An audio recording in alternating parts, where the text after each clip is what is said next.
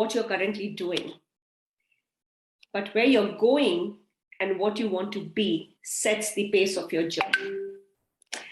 If you are someone who immediately started working after your graduation, but you always had this desire to bring a positive change in the society that you live in, or want to acquire a special skill set that can work in the areas that matters the most. If you want to bring out ways to tackle climate change, or probably challenge inequality in the society, or simply work in the field of science and technology, or just enhance your personal development, but couldn't do it because of financial constraint, or maybe resources weren't there, or maybe the time wasn't right. But if you see yourself fitting into any of these blocks, today's video is for you.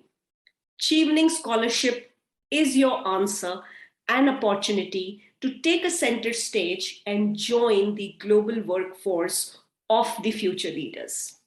Hello, and welcome to the episode 3 of Beyond Limits series.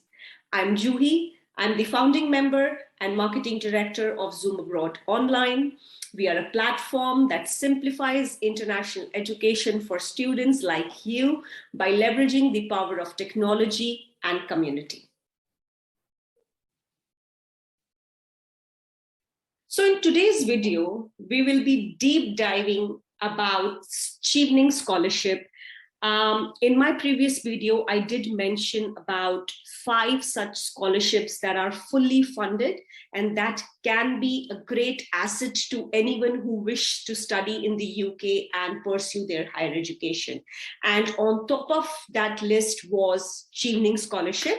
And we will decode every possible aspect of this scholarship today, starting from what is this scholarship all about?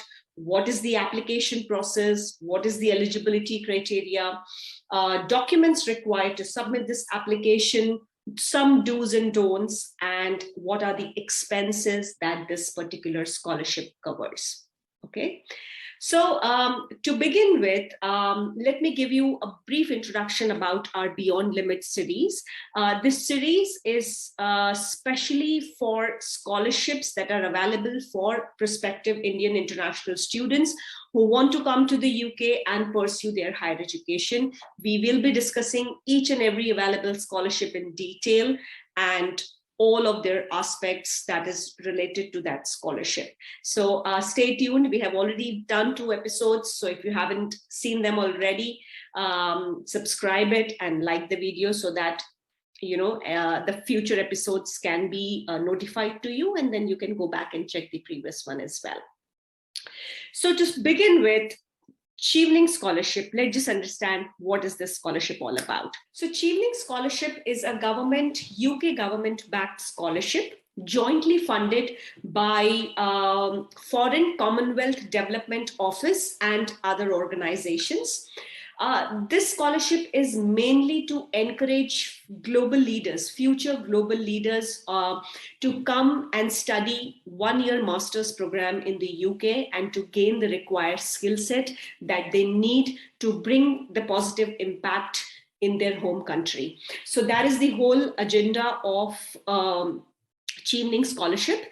Now, Chevening basically have 2 types of awards. One is Chevening Scholarship and other is Chevening Fellowship programs. And both the recipients, as in the recipients of each award, are individually selected by the British Embassy and the High Commission offices across the globe.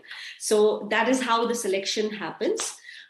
In terms of eligibility, it's really important to know, yes, this scholarship is for postgraduate programs, but if you are eligible, and I will mention the criteria just after a minute, but what I want to stress upon a fact that if you tick on the basic eligibility criteria, you must make an application to Chevening Scholarship. One, because it doesn't really matter where you're coming from, what is your age, what is your sexual orientation, what is your marital status or your parenthood status or your financial capacity. It doesn't really matter.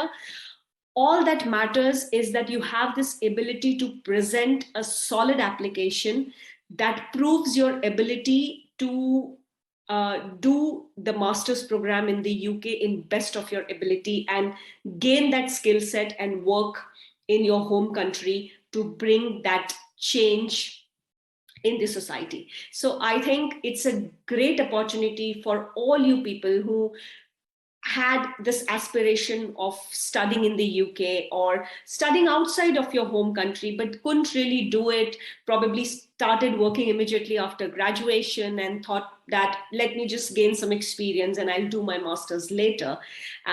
So yeah, here's your opportunity.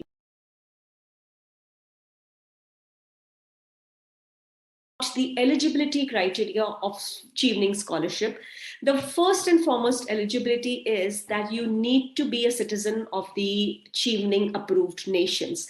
Now, the whole world, as in it, I think each and every country is a part of Chevening approved nation except Britain itself. So if you are a British citizen, you unfortunately cannot apply for the Chevening scholarship, or even if you're holding a dual British citizenship, then also you're not eligible for the Chevening scholarship program. So apart from these two, I think the tick box is done that you can apply for the scholarship program.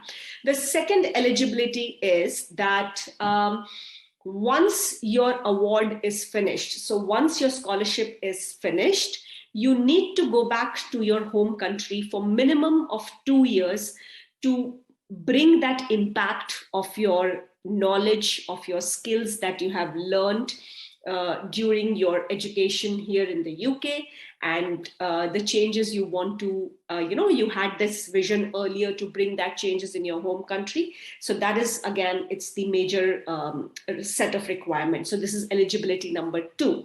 The third eligibility is that, of course, you need to have a legit undergraduate degree because it is a postgraduate program. So you need to have a upper second class, which is 2 to 1 degree here in the UK, or a first class degree, undergraduate degree in any subject. It doesn't really matter, in what subject have you done your graduation in. So it doesn't really matter. All that matters is you need to have an undergraduate degree.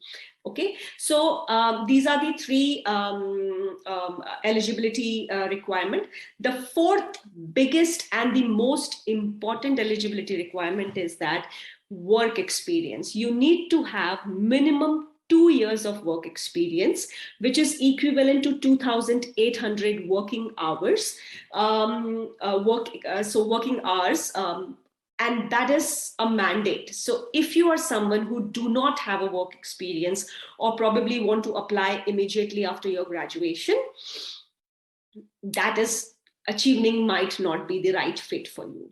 So again, point to note here is that if you have worked after graduation, always aspire to do a master's, and a master's outside your home country in one of the top UK universities, globally ranked universities, globally recognized education.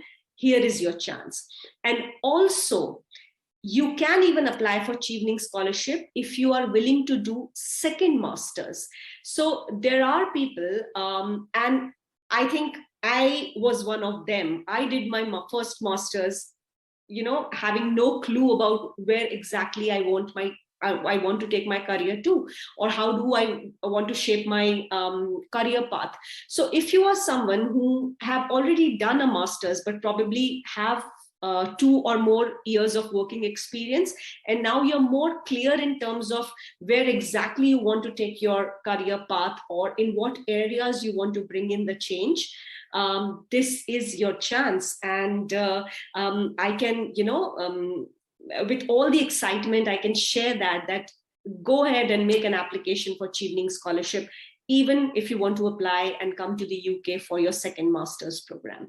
So these are the 4 eligibility criteria. In terms of work experience, let me just clarify a bit what types of work experience are accepted in the application process. It could be a full-time employment, it could be a part-time employment, or even voluntary work is also accepted. What is not accepted is that if any type of work which is a part of your curriculum that is not included, that will not be included in the in the 2 years of work experience period. So what do I mean by that?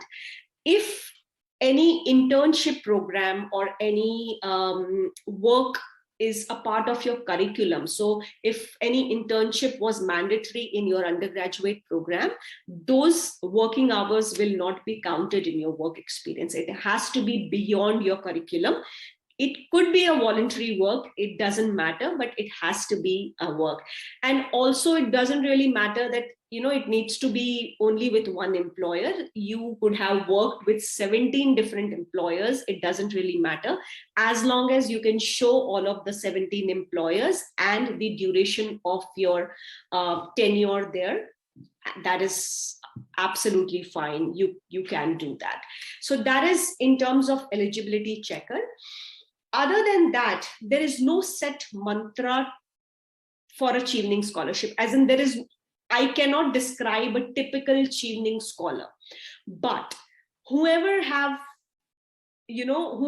been successful in getting these scholarship, all of them had this great deal of ambition.